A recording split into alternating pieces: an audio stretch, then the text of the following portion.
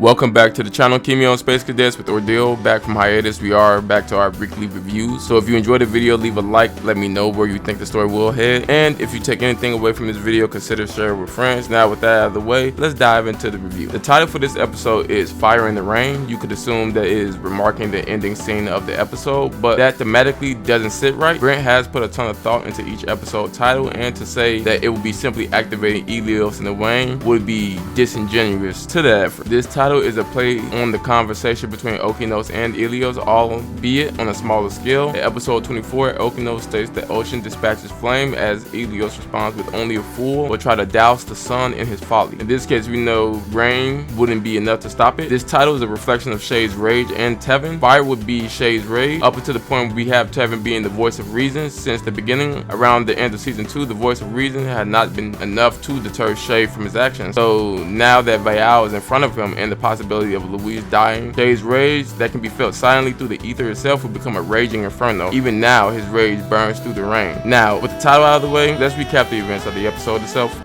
As the Ashen Lord approaches Dothanil, can only show his aggression and hiss while he launches himself forward to his target. Before completing his next step, Dothanil rips through the arms of Louise as it crashes to the ground behind him. Annoyed yet impressed, Vaal states, "Light as ash, you walked through my attacks, avoided them altogether. Yet your blow scares heavy. This fluctuation requires immense concentration," informing Louise of his weakness, stating, "You're going to wear yourself out before doing anything," meaning your chi will soon vanish. You cannot do this forever. As Louise rushes forward, as his sword of heavy ash clashes with Vaal, Louise states, "I do not need forever," readying his heavy lance in an attempt to thrust through Vaal. Vaal completely avoids the thrust and in one motion performs a backward sword thrust that would have killed Louise if it wasn't for his immortality. As he is impaled, Louise responds with an ashen fist. Blocking the fist, Vaal is pushed back but completely unharmed. Understanding his words fall on deaf ear, he drops Dothanil, standing, "Very well, let us dance with him a bit," as he readies his single blade and calls out to Dothanil. As blood begins to emanate from his katana, it responds to his command, launching a hulking construct from the ground as Louise attempts to fend it off with the ashes of the father, as he is pushed back from the sheer force of the construct. As Vaal states, "Blocking? Are you conserving your chi, Ashen Lord? Are you on your last morsel of reserve already?" In an instant, Louise launches himself onto the head, using the ashen hand to hold the construct stable to deal a devastating blow. Running along the path laid before him, as Vaal states, "What a disappointment," as Louise says, "Come," launching his bone javelin at high speeds at the Blood Monarch, completely unfazed at the attack. Vaal easily blocks. In that moment, Louise creates a bow of pure ash and an arrow of chi, firing the arrow at Vaal as he parries again in mid-air, as the force destroys a section of Dothanil this time. With his reserves rapidly depleting, he removes the ashen sword as he readies a punch at Vaal as he still is off balance in the air. As Vaal regains his foothold, cuts Louise imperfectly. Disregarding the attack, he readies another punch as the Blood Monarch refuses to fall to such remedial attack. He catches the punch, irritatingly stating, "I can already feel you fading away, Ashen Lord. You hadn't had nearly enough time to perfect this technique of yours." Critiquing the form Louise is proud of, Vaal continues, "You're leaking chi through every gap. You will soon run out, and when you do, my blade will find your heart." As we transition outside the Interium Dome and the rain crashes around the war existing in another dimension, as Lord Heart lands with explosive force, as the rain begins to evaporate near his inflamed chi, fueled only by rage and the desire to protect. Not too far behind is Tevin finally landing behind Shay. Going back into the Interium Dome, Vaal pulls Louise in to deliver a heavy knee to his stomach. Completely pushed back,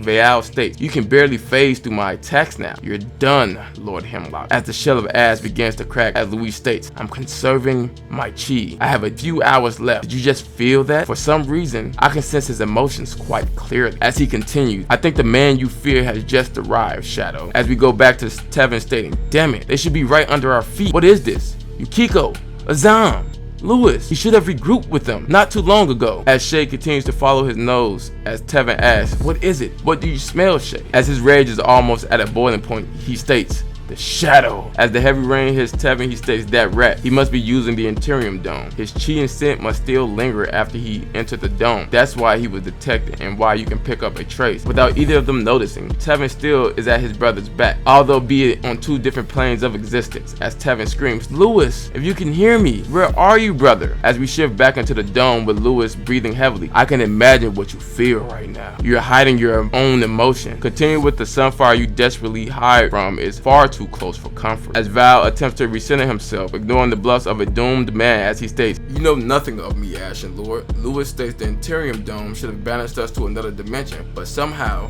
his chi still touches you. Realization, Vaal feels the teeth of the wolf inches away. As Louise states, "There is a very hungry wolf at your neck, Lord Vajrazatha." As Vaal Chinchilla begins to ignite from the wrath of Lord Hart. Now, with the recap done, let's move on to my thoughts of this episode. This wasn't the most impactful episode of Ordeal. However, we do have a few revelations in this episode that I would like to discuss. The first is Louise's performance. Louise is showing some of the best chi control by the wolf pack, but he doesn't have an infinite supply of chi. So let's look exactly what he has done up until this point to make sense of why he's already tired. He has summoned the Hydra, 2 dinosaurs, and the ape by having them all battle simultaneously. Then we have Vaal absorbing his chi as well. Although it is difficult, he is absorbing it bit by bit. We see Azam in episode 130 talking about chi creation talents like Louise, which mode summons out of thin air, and it cost him a lot, meaning the more summoning he has roaming, the quicker his chi drain. Right now, the only thing preventing him from getting completely overpowered by Dothraki is the Hydra, stopping the giant body of Dothraki. So for him to conserve as much chi as possible while maintaining his Hydra and getting his chi absorbed in small amounts, it'll make sense why he stopped using the construct. We also see Louise mold an arrow out of pure chi and not of ash. And if you look at Alpha T's nightmares, the Archer nightmares on the back of the Hawking Beast, they also had physical bows, but they molded their arrows out of chi, which gave them more destructive force for those arrows, which is why he chose to disregard the sword. Due to it being a constant creation, he will have to constantly use chi to keep the sword molded. Now, in season 2, Yorn said Shay wouldn't be able to beat Vaal with just a simple power-up due to him having centuries of experience, which that finesse is on full display right now. Whether it was creating a foothold to avoid another series of hits or taking advantage of Louis' javelin thrust attack, pivoting to deliver what would be a fatal blow to any normal Kimyo, we can all agree that Vaal is an A1 trash talker, but he also has the finesse to back that up as well. Now, the next thing I do want to talk about is the information Brent revealed inadvertently about Engameki hteirium dome. I stated in my last review that the pocket dimension needs a medium to the physical world to be created. In Engameki's case, he used the environment to create his dome. We see in Shay and Tevin's location that it is raining, while in Vaal and Louise fight, there is no rain in sight, meaning it takes the pre-existing matter or in conditions of the environment surrounding the dome to simulate the reality of the area inside of the dome itself, which is different from the Merlin stone, which connects to a different plane of existence entirely and uses the stone as a medium to connect back to